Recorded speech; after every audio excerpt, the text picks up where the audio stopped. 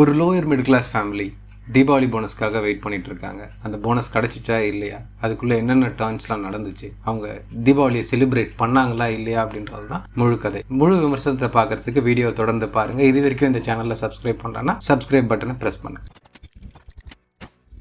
இந்த படத்தோட இயக்குனர் ஜெயபால். இது இவரோட முதல் படம். தீபாவளி போனஸ்ல நடிச்சிருக்குது லீட் கேரக்டர்ல விக்ரந்தும் ரித்திகாவும். விக்ரந்த் ஒரு கொரியர் ஆஃபீஸ்ல ஒர்க் பண்றாரு. கீதா வந்துட்டு வீட்டு வேலை செய்யறாங்க. அவங்களுக்கு ஒரு மகன், அவர் கார்பரேஷன் ஸ்கூல்ல படிச்சுட்டு இருக்காரு. ஏழ்மையான குடும்பமா இருந்தாலும் ரொம்ப சந்தோஷமா போயிட்டு இருக்க குடும்பத்துல தீபாவளி போனஸ் வந்துச்சு அப்படின்னா வந்துட்டு பையன் கேட்கிற ட்ரெஸ், அப்புறம் வந்துட்டு ஒய்ஃப்க்கு சாரீஸ் அதெல்லாம் வாங்கி தரலாம் அப்படின்ற ஆசையில போயிட்டு இருக்காரு. பட் போனஸ் டிலே ஆகிட்டே இருக்கு. இந்த சைடு கீதா அவங்க வீட்டு வேலை செஞ்சு ஒர்க் பண்ணிட்டு இருக்காங்க.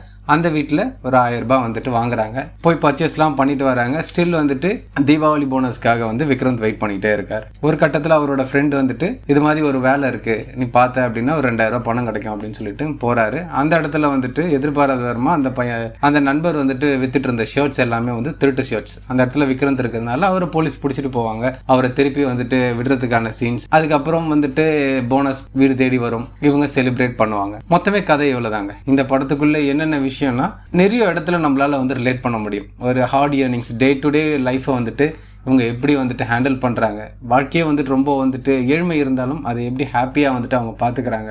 நிறைய இடத்துல டிரெக்டரோட டச். விக்ரந்த் ஒரு நாள் நைட்டு ஃபுல்லாக வரல அப்படின்னும் போது வந்துட்டு ரித்திகா வந்துட்டு எல்லா இடத்துலையும் சுற்றுறதும், விக்ரந்த் தன் மேலே வந்துட்டு பொய்கேஸை போட்டிருக்காங்க அப்படின்னு தெரிஞ்சும் அவங்க விடும் போது வந்துட்டு ஜஸ்ட் வந்துட்டு ஒரு சின்ன லுக் விட்டுட்டு வரதும், இது எல்லாமே வந்துட்டு ஆக்டிங்கில் இவங்க 2 பேரும் தான் லீட் ரோல்ன்றதுனால இவங்களை சுற்றி மட்டும் தான் கதை நகருது. படமும் வந்துட்டு பெரிய லென்த்லாம் கிடையாது. லெஸ் தென் 2 ஹவர்ஸில் படம் முடிஞ்சிருது. இந்த படம் ஆஹா OTTல வந்துட்டு ஸ்ட்ரீம் ஆகிட்டு இருக்கு. ஃப்ரீயாக இருந்தீங்கன்னா பாருங்க. தேங்க்ஸ் ஃபார் வாட்சிங்.